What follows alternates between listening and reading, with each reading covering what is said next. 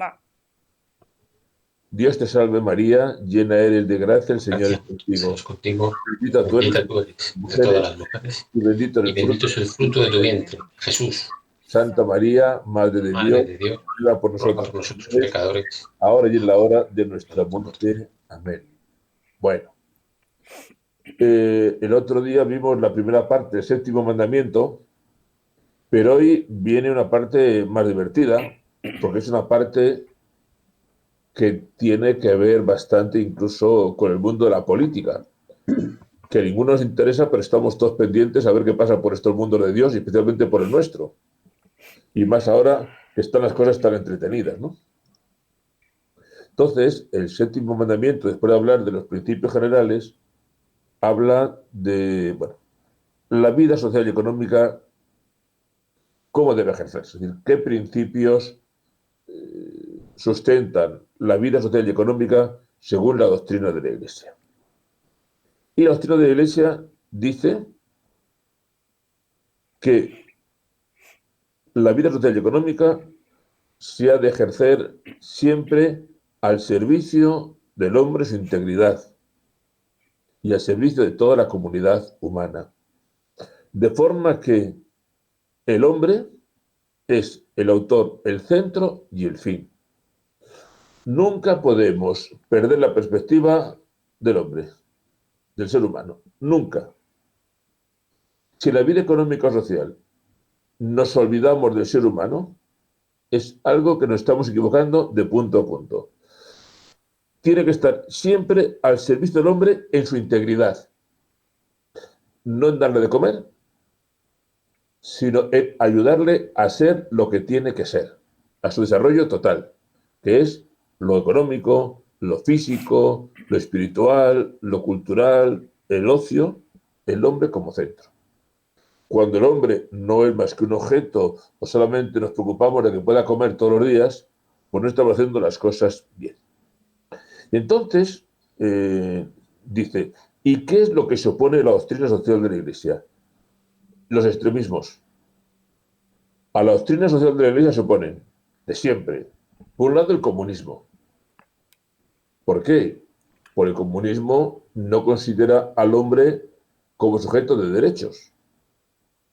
El comunismo sacrifica a las personas con tal de conseguir un supuesto bienestar social. Además, el comunismo se opone a algo tan esencial como es la propiedad privada. Nosotros decíamos que es un derecho inalienable que te lleva a prosperar y te estimula personalmente. Entonces, el comunismo, la Iglesia lo rechaza porque es un sistema económico que se sustenta en la falta de libertad y sustenta el desprecio del ser humano. Imposible. Pero también la Iglesia, a su vez, no acepta el capitalismo salvaje, en cuanto el capitalismo salvaje únicamente busca conseguir dinero a costa de lo que sea. Tanto el comunismo como el capitalismo salvaje lo que hacen es que no respetan al ser humano. Se ponen por encima del ser humano. Todo lo que sea estar por encima del ser humano no es posible. La Iglesia, por otra parte, no se mete en regímenes económicos. Hay métodos, hay formas, hay maneras de gobernar los países, pero siempre y cuando el ser humano se respete íntegramente. El ser humano sea autor, centro y fin. Por eso, en cuanto el sistema se pone por encima del ser humano, comunismo o el capitalismo salvaje, pues todo es inadmisible. Porque entonces te explotan, se aprovechan de ti y te destrozan como persona. Luego habla del trabajo como derecho y deber de la persona. Las dos cosas. Tenemos derecho y deber. Y para la persona el trabajo es algo, dice, que permite desarrollar sus capacidades, que le ayuda a exaltar y a colaborar con la obra de la creación, que proporciona al hombre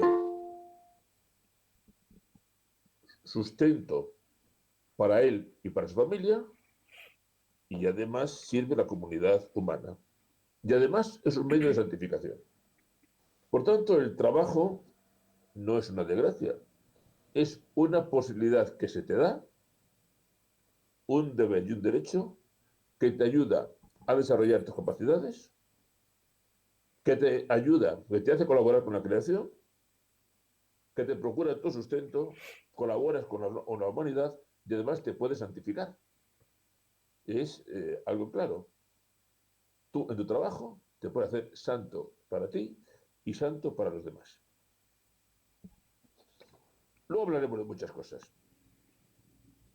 Porque después sigue diciendo aquí, ¿y qué tipo de trabajo? ¿Seguro? ¿Honesto? Y que responda a la libre iniciativa económica. La Iglesia es firme partidaria de la libertad. Que haya libertad económica y una distribución justa. Un trabajo seguro y honesto. Honesto. Un trabajo que sea honrado. Si trabajar es convertirte en narcotraficante o en secuestrador, pues esto no se puede. Un trabajo honesto, ¿eh? Y dentro de la libertad. Y empezamos ya con un tema entretenido. ¿Y el Estado qué responsabilidad tiene en el mundo del trabajo? ¿Qué dice la Iglesia? Bueno, la Iglesia dice que en el mundo del trabajo el Estado tiene que,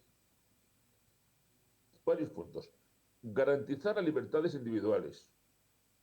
No somos esclavos, somos libres. Garantizar las libertades individuales. Garantizar la propiedad. Garantizar un sistema monetario estable. Unos servicios públicos eficientes. Y vigilar y encauzar el ejercicio de los derechos humanos en el sector de la economía. Entonces, al Estado que le pide la Iglesia, que nos haga libres, que nos garantice un acceso honrado y proporcionado a la propiedad privada. Pide que la economía global sea estable. ¿Cómo va a aceptar la Iglesia una economía en la que la inflación sube por días? Unos servicios públicos eficaces, eficientes, y que la gente se la trate con normalidad. Dicho eso, pedimos a la sociedad que vaya creando los medios para que las personas puedan encontrar trabajo. Esto se pide a la sociedad. No se le pide a la sociedad que sea la sociedad la que todo lo organice. En los países comunistas todo el mundo tiene trabajo. ¿A costa de qué? Tú abres una mercería que vende 3 botones al día y tienes trabajando a 4. Pero es que eso, sobre el papel es trabajo, pero en la práctica ni desarrollas tus capacidades, ni puedes dar a la familia, y es una economía completamente falsa. Entonces, el Estado tiene que facilitar que haya trabajo. Y un ciudadano tiene que pedir a su Estado que haya unos servicios públicos, que haya trabajo y que pueda tener un acceso al mercado de trabajo. Bueno, hoy, ¿qué pedimos al Estado? Que facilite trabajo en condiciones dignas. Eso ya tendremos que ver cómo se hace. Y el Estado tendrá que ver qué mecanismos emplea para facilitar el acceso al trabajo, el trabajo digno y para que la gente pueda comer. Porque del Estado sí dependen cosas. Tipos de interés, impuestos, facilitar el mercado de no sé qué. Eso depende del Estado. El Estado tiene que hacer eso. Y ayudar a encontrar trabajo. Perfecto. Que haya oficina del paro, fenomenal. Entonces, al Estado que tenga una economía saneada y que vaya colgando una serie de condiciones que socialmente permitan crear puestos de trabajo y facilitar el acceso al trabajo. Eso tiene que hacer el Estado. Y de luego, lo que todos estamos completamente de acuerdo es que esto no le soluciona a base de que el Estado haga todo. Al revés, hay que facilitar la iniciativa privada y que a través de esa iniciativa privada la gente pueda llegar a encontrar un puesto de trabajo. Dicho eso, hay aquí un punto que puede ser controvertido.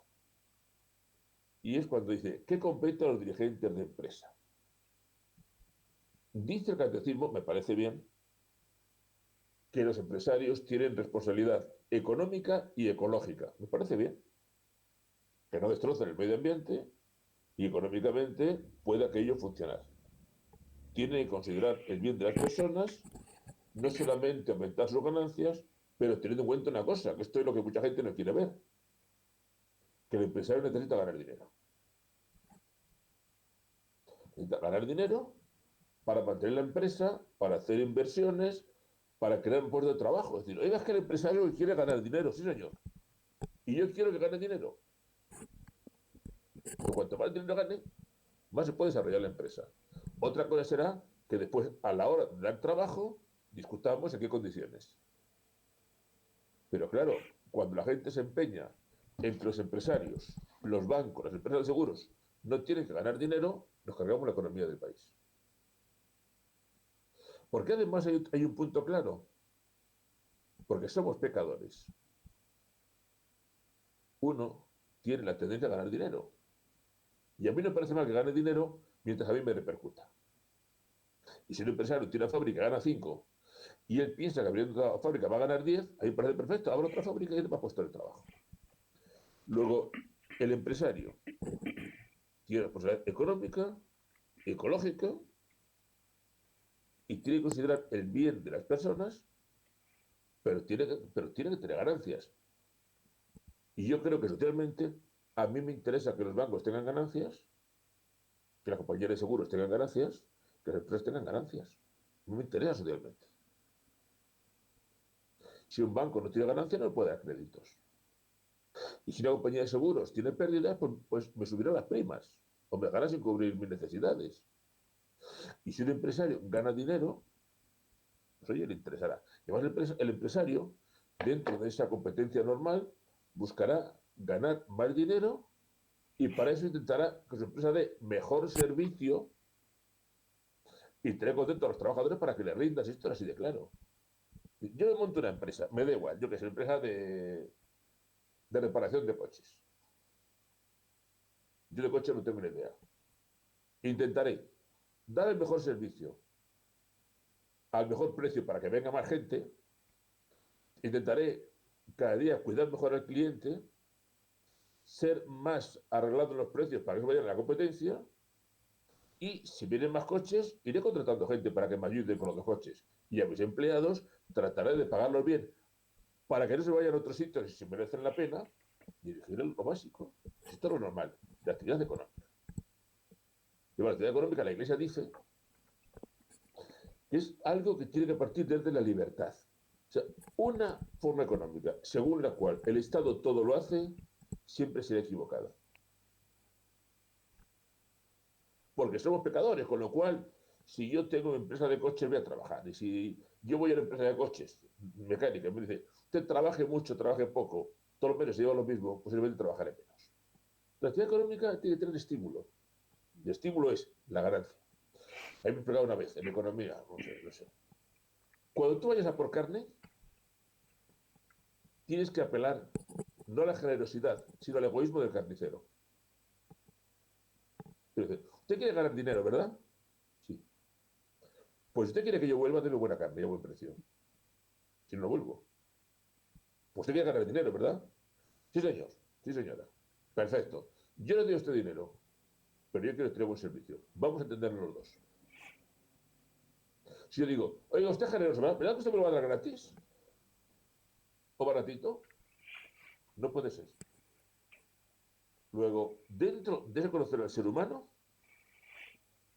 hay que entender que el empresario no. Es que el empresario es un explotador que se quiere forrar vivo machacando a todo el mundo. Es que el empresario es un explotador que contrata gente en dinero negro. Bueno, que sabemos que eso no se puede hacer. Bueno, se denuncia hoy. En España se denuncia, en otros países no puedes. O sea, el empresario que contrate gente, que lo haga legalmente, que pague unos salarios justos y que gane dinero para que pueda crear más trabajo y hacerlo mejor. Es así de fácil. Eso de que el empresario tiene que perder dinero, usted para perder dinero nadie monta una empresa. Todo el mundo la ponemos para ganar, no para perder. ¿Y qué deberes tienen los trabajadores? Tienen deberes, ¿eh? No hay derecho sin deber ni deber sin derecho. Y los deberes son cumplir con el trabajo, con competencia, con dedicación, tratar de resolver las cosas con diálogo y, evidentemente, si un día no hay otra solución, la Iglesia admite el derecho a la huelga. Pero como último recurso y siempre y cuando se respete el bien común. Estamos todos muy hartos de huelgas políticas que lo que hacen es, pues ahora que tenemos vacaciones de verano, todo el mundo huelga para que se fastidien y para hacer más presión. Por tanto, el empresario y el trabajador. Que hay empresarios malos y buenos, y hay trabajadores buenos y malos. No vamos a criminalizar a todos los trabajadores, ni la Iglesia va a criminalizar a todos los empresarios. Cumpla cada cual con su obligación. Señor empresario, la empresa, el trabajo, tal, y el dinero. Perfecto. Señor trabajador, cumpla y sin problemas. Vamos por ahí. Yo creo que estamos de acuerdo, ¿no? Yo siempre creo que la Iglesia es muy lógica. Estamos completamente de acuerdo. Y dicho esto, vamos a encontrar con otro asunto. Y es cómo se realiza la justicia y la solidaridad entre las naciones. Aquí la demagogia la tenemos todos los días puestas. Es que hay naciones que lo están pasando mal. Pues entonces, el 0,7, la deuda externa. Eso jamás ha solucionado nada ni lo va a solucionar. Tiene que haber una solución más de base. Porque, por desgracia, muchas de las naciones que están empobrecidas, es muy fácil decir que están empobrecidas porque el primer mundo los ha expoliado. Es muy fácil, que en parte es verdad. Pero, curiosamente, las naciones más empobrecidas tienen unos regímenes políticos y económicos terroríficos. ¿De qué nos sirve ayudar a Venezuela teniendo a Maduro por delante? Es que es inútil. Es más, te rechazan la ayuda. ¿De qué te sirve mandar ayuda a Haití o a unos países de África cuando sus dirigentes son unos corruptos que se quedan con todo? Pero, curiosamente, las naciones más empobrecidas tienen unos gobernantes que se han enriquecido de una manera impresionante. Las fortunas de los Castro, de los Maduro, son fortunas que te quitan el sueño, es una cosa tremenda. Entonces hay que buscar una solución, una relación que no de explotación, pero yo algún día había hablado de ello, jamás se me olvidó aquellas palabras de don Juan Velarde, catedrático de Economía y católico, en las que nos decía, el único posible desarrollo de las naciones económico no es posible si no hay una auténtica democracia que garantice una judicatura independiente y una prensa libre.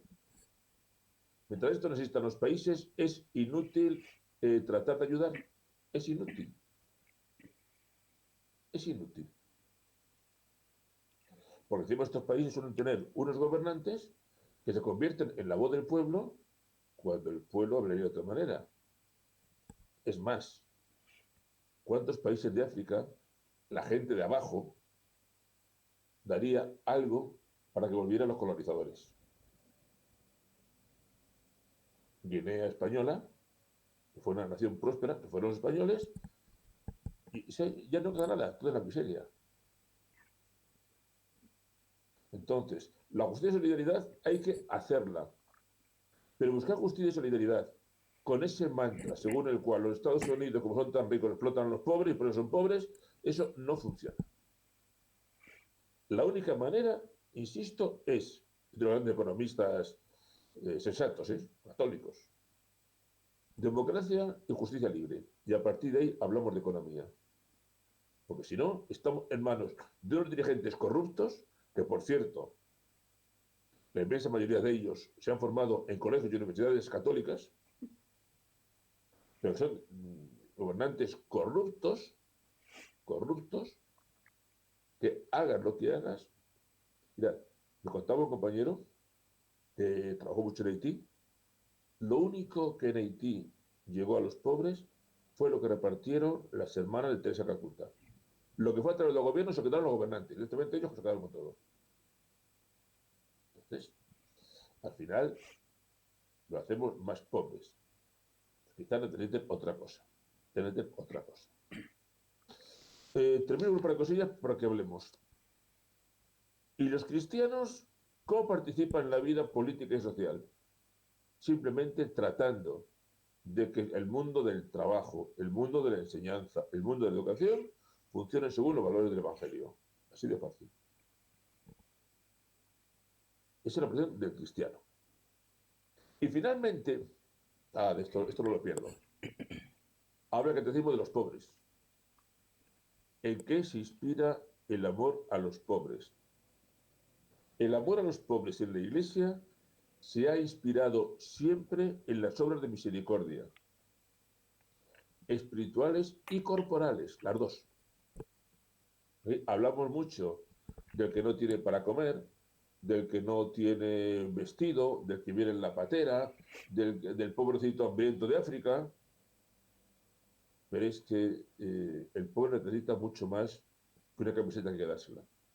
Y hay obras de misericordia espirituales que dicen, enseñar al que no sabe, dar un consejo al que lo necesita, corregir los errores, etcétera, etcétera, etcétera.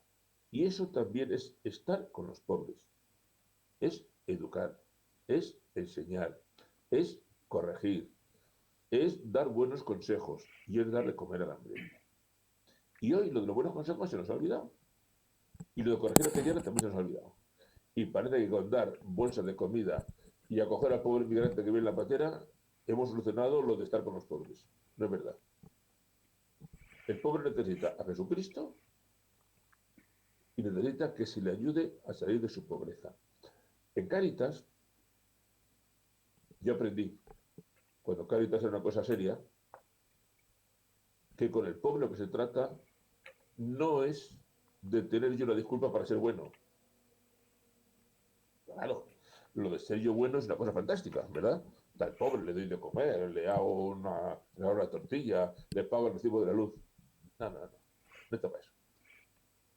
La caridad con el pobre está para que el pobre deje de ser pobre y se reintegre en la vida normal. Esa es la caridad con el pobre.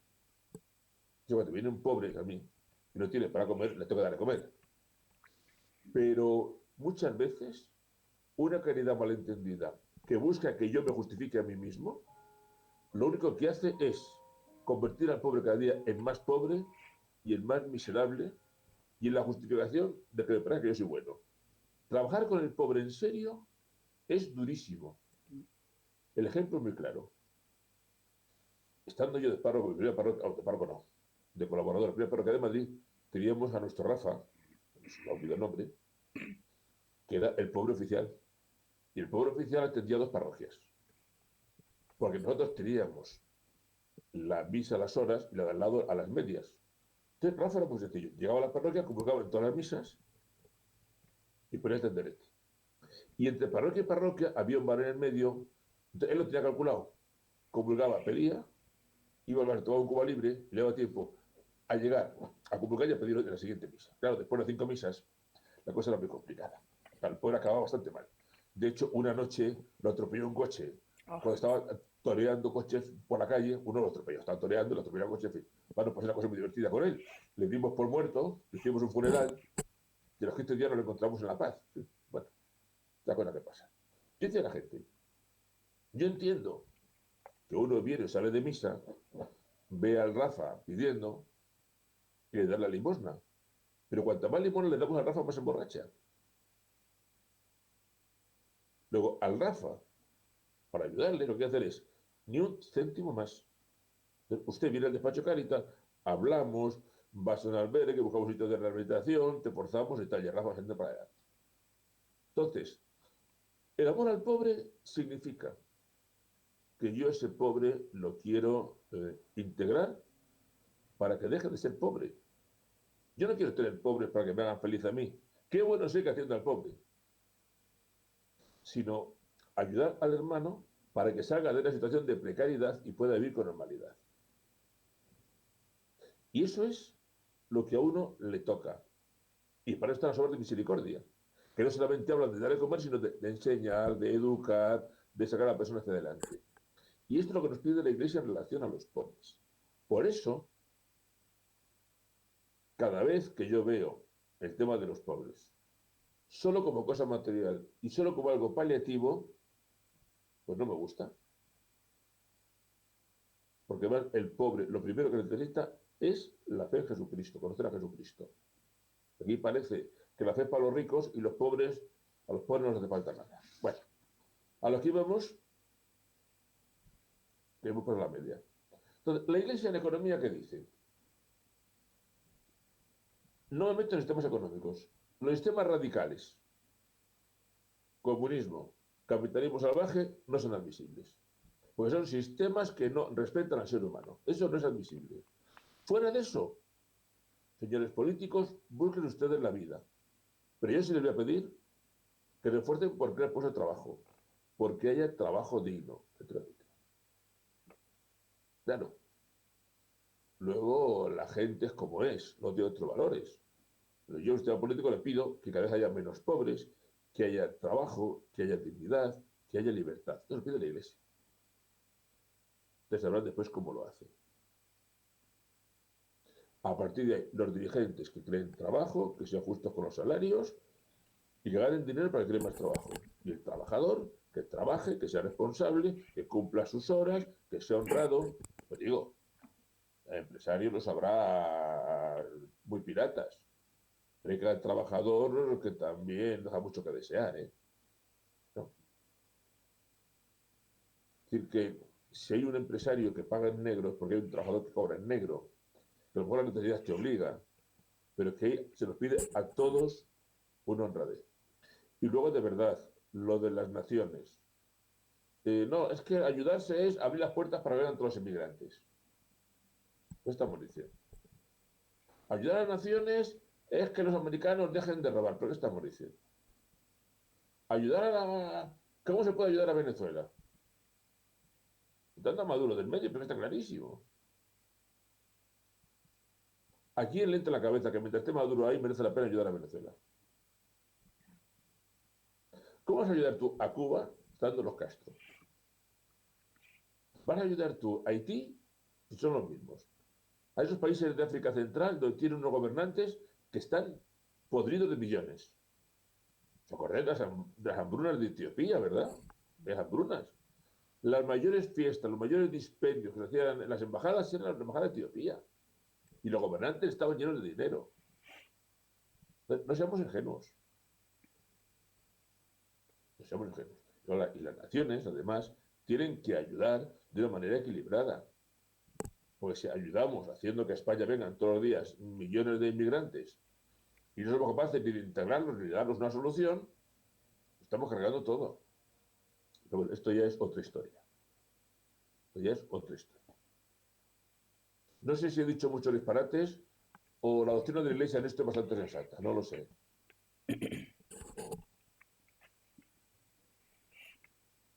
No, no, lo que dice, que es la realidad.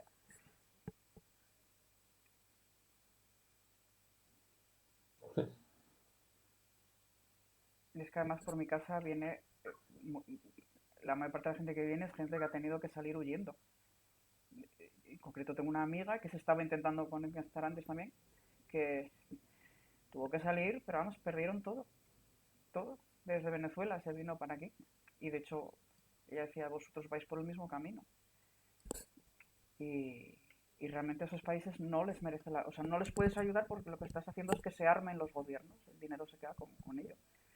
Yo tenía otra amiga que nació en Guinea, cuando Guinea era española, y ella contaba que tuvieron que salir, el padre suyo era colega del mío, y tuvieron que salir huyendo de allí, y decía que por la noche oían a los guineanos negros, porque ella nació allí, o sea, ella era guineana también, española y guineana, y que les oían por la noche decir, esta casa no la vamos a quedar nosotros, porque cuando echemos a los españoles, esta casa nos han dicho.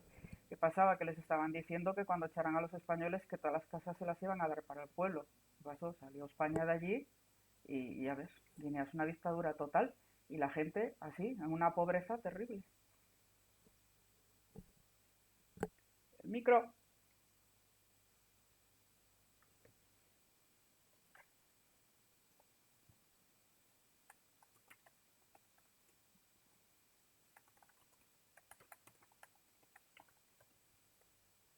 Digo que tenemos en España eh, una forma de hacer las cosas, un discurso, según el cual todo empresario y toda persona que tiene dinero, por el hecho de tener dinero, de ser empresario, es una persona mala. Bueno, pues parece una visión bastante injusta del asunto, ¿no? Bastante injusta. No podemos estar diciendo, pero así, ¿no? Diciendo, todos los empresarios son malos y luego pedir trabajo. Ni podemos pretender que sea el gobierno el que trabaja a todo el mundo porque el gobierno de dónde saca el dinero si no es de la gente. Si el gobierno, por mucho que alguien haya dicho que puede hacer más billetes, ¿no? El gobierno no tiene más dinero que ponemos los demás. Es decir, no, aquí lo que hace falta es que el Estado dé dinero a todo el mundo. Bien. ¿Y ese dinero de dónde se saca? ¿Eso de dónde sale? Pues en esa estamos ahora mismo. Falta ese sentido común de decir, no, ese dinero de dónde sale. Y a partir de ahí, pues veremos por dónde. Entonces, es una cuestión de trabajo con normalidad, el que le toca trabajar, que trabaje con honradez, y luego, pues, ser honrados en lo económico, y el que le toque contratar, que contrate con honradez, y ya está. Y en Cáritas, de verdad, hay una cosa muy clara. En Cáritas no estamos para que la gente nos bese la mano porque somos buenos. Estamos para que muchas veces nos odien por hacer las cosas bien. A mí el famoso Rafa me tenía mucha manía, me decía la gente, no le deis, que tenemos un despacho de Cáritas, que hay sitios, que hay recursos más que de sobra, y cuanto más le dais, más borracho le hace el Rafa. Y el Rafa me decía, es que usted no me quiere, ¿no? Claro. Entonces, Cáritas es otra cosa. Es verdad que hay momentos que dicen, mira, si las familias no tienen para comer, hay que dar de comer. Eso no queda más remedio. Pero a veces hay que hacer otros proyectos que nunca son fáciles, ¿no? Miguel Ángel, ¿tú lo ves así o no lo ves?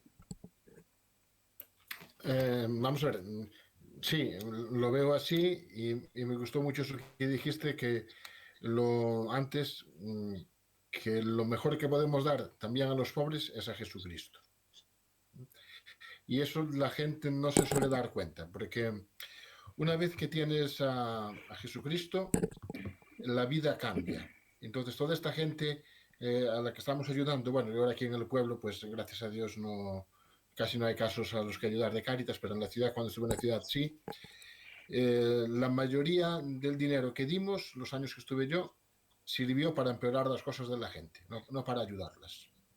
Porque yo lo veía y veía después a la gente. O sea que hay personas que ni con todo el dinero del mundo se va a arreglar su situación. Es igual darles 100 que 1000 que 10.000 al mes. No, no les llega. Entonces lo que hace falta es orden y hay un orden que solo pone Jesucristo, que solo pone Dios. Pero hasta que la gente se convenza de eso, pues no vamos mal. Si nos damos cuenta, la gente que tenemos en misa, a lo mejor en los pueblos grandes o en las ciudades se nota un poquito más, si nos fijamos, esa gente no tiene problemas en el sentido material, ¿no? ¿Por qué? Porque la misma fe les pone un orden en su vida, el valor del sacrificio, del trabajo, no, y eso mismo es lo que no les permite pues quedarse en la cuneta. Y por otra parte, si llegado un momento tienen algún bache por lo que sea, porque algo le puede salir mal a cualquiera, siempre va a haber una comunidad, bien sea de la parroquia que te conocen o de la familia que está ahí para apoyarte y para ayudarte a salir adelante. De la otra forma no tienes nada, ni dinero, ni orden, ni personas que te puedan ayudar. Por eso digo que el tener fe en este sentido es una fortuna, porque hasta te hace ir bien económicamente, ¿no? Aunque no se puede decir así muy alto, pero es así, ¿no? La gente que tiene fe, que viene a los domingos, no vas a encontrar a casi nadie con ese tipo de problemas, por ejemplo, ¿no? Pues por algo será también un valor de la fe ese, ¿no? El que te proporciona lo que necesitas y más a veces de lo que necesitas para vivir dignamente. Bueno, no sé si es una tontería lo que acabo de decir, pero es lo que creo. No, Enciende el micro. en absoluto es una tontería y yo te lo puedo decir porque por tres veces he tenido que vivir el que las empresas, con tiempo zapatero y ahora aquí con este elemento que tenemos, las empresas que proveían sueldo para mi casa, pues tuvieron que despedir gente y por 3 veces me he tenido que ver sin ingresos en casa. Una de las últimas veces tuve que vender hasta la camisa, o sea, literalmente.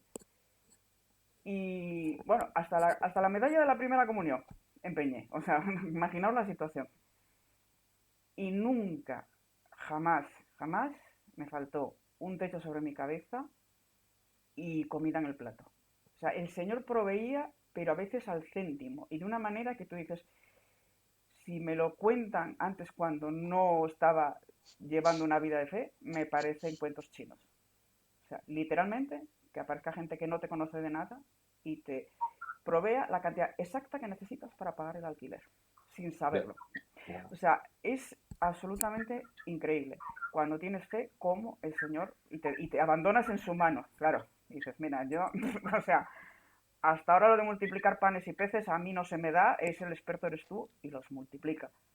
Y en cuanto a lo de que decíais de que se necesita la fe aparte de ayudar al pobre, supongo que os sonará María Montessori, que fue una gran mujer que se peleó con, entre otros, con el régimen de Hitler y recogía a niños pobres de la calle para enseñarles y educarles y ayudarles. Y lo primero que hacía eran dos cosas: enseñarles la fe y enseñarles a usar los cubiertos, porque decía que la dignidad de la persona estaba muy por encima de otras necesidades materiales y les daba comida, fe y educación. Educación como personas, me refiero, no educación solamente con los libros. yo nos iba a decir una cosa que es la que no terminamos de ver muchas veces, ¿no? El gran problema de la gente que termina viviendo de las instituciones y de Cáritas no es un problema de aquí, sino de aquí. Falta de organización, falta de cabeza, falta de educación, falta de sentido de la vida. Entonces, hay gente, como es tu caso, Conchita, lo ha pasado muy mal, pero tiene una estructura de cabeza, tiene una fe y tal, y va saliendo hacia adelante. Porque sabe apañarse, sabe arreglarse, tiene una confianza, tiene una comunidad. Ahora, el que no tiene de qué es inútil. O sea, ¿cuántas veces? Anécdotas tenemos todas muchas. Yo recuerdo, una señora tenía un piso, le habían dado de la Comunidad de Madrid.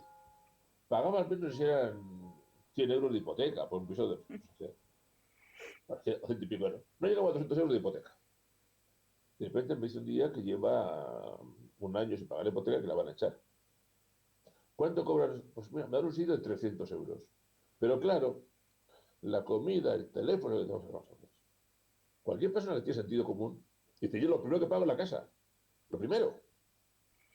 Ya veré si como, si no como. Pues la misma persona que te decía, no tengo para pagar la hipoteca, 200 euros al mes, yo te lo decía a través de un WhatsApp con el teléfono móvil. La misma persona que iba a contarte eso, iba con el niño de la mano y el niño con 3 donuts. La quiero decir con todo eso que muchas veces es problema de aquí. Y le doy la razón a Miguel Ángel que la fe te mete entre pecho y espalda una serie de valores que son el sacrificio, la confianza, la entrega, el orden, la generosidad, que no son nada despreciables. Entonces, vamos a ver si espabilamos y nos dedicamos al pobre con otras armas. Y por eso también la de la educación.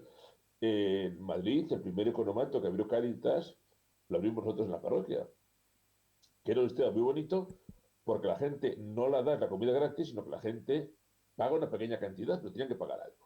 Con lo cual era mucho más digno y tal. Y yo pedí hacer una cosa con ellos, y era que todo el equipo del economato tenía que asistir obligatoriamente a una serie de charlas de economía doméstica. Y la última charla era sobre Jesucristo, se la daba yo, para que entendieran el valor de la fe y que los voluntarios estaban en el economato no por aburrimiento, sino como exigencia y compromiso cristiano de su fe. Y bueno, pues oye, se conseguían cosas. Pero bueno, que la gente aprendiera, ¿no? Historias. Uno como tiene sus años, pues no tiene muchas historias. Bueno, familia, una cosa. Fieles a nuestra costumbre, nos tenemos que ir a cenar. La semana que viene Por va a ser deberes, un ¿eh? pelín. los deberes, ¿verdad? Pero estos mandamientos, no darás falso testimonio ni mentirás. Eso es lo de la mentira, el cotilleo, la murmuración. Pues me han dicho, pues seguramente, pues cuéntate, pues no lo dudes, pues ya está. O sea, todo eso lo vamos a meter la semana que viene. ¿Eh? ¿Vale? Bueno, y ahora a cenar.